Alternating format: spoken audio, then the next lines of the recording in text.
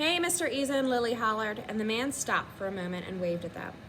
Turner shifted the pail of clams to his other hand, and they followed the curve of the beach past the schoolhouse, the trimmest building on the island, past more shingled one-room homes where there was always someone at the window to wave to Lizzie and nod to Turner. The kind of nod you might give someone who didn't belong, but might, in time, come to belong. And then back around to the point where Lizzie's home and its tottering picket fence looked up the new meadow. And there was her granddaddy, sitting by the front door, a Bible in his hand. He closed it as they came up. "This the boy never talked to a Negro before?" Lizzie nodded.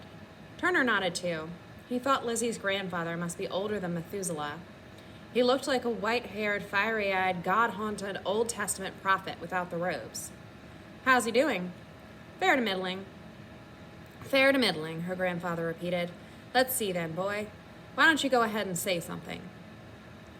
Turner had no notion of what to say to an Old Testament prophet. He had figured they were all dead. "Maybe not quite middling," said Lizzie's granddaddy. Turner opened his mouth and shut it again. "Maybe not quite fair. How about something from the Bible? You know something from the Bible? I've just been reading in Philippians here." "I do know something from the Bible." "That's good to hear, good to hear." He emphasized the good as if it really meant something.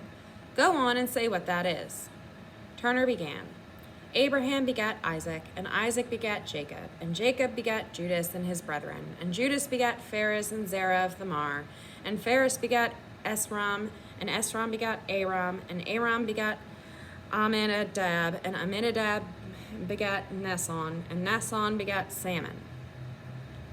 Lizzie's granddaddy put his hand to his cheek, and Lizzie stared at Turner. "I can keep on going," said Turner. "No," said Lizzie's granddaddy slowly. "I expect you've gone on enough." "Zerah of Thamar," said Lizzie. "Maybe we should start with names." He put his hand to his chest. "Reverend Griffin." "And he's Turner Ernest Buckminster," supplied Lizzie. "Just Turner," he said. "Turner, that's a fine name." "So's yours." "Well, thank you, Turner Ernest Buckminster. Now, if you're done with all your begats, I'll go ahead and shake your hand, but only if you're done with the begats."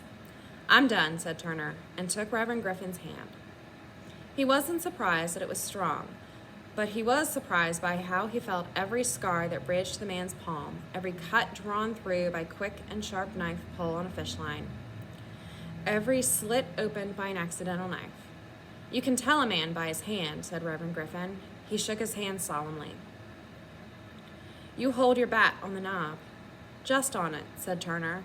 Lizzie's granddaddy was a prophet after all. "Good. Now if you give me those clams, I'll see what I can do with them."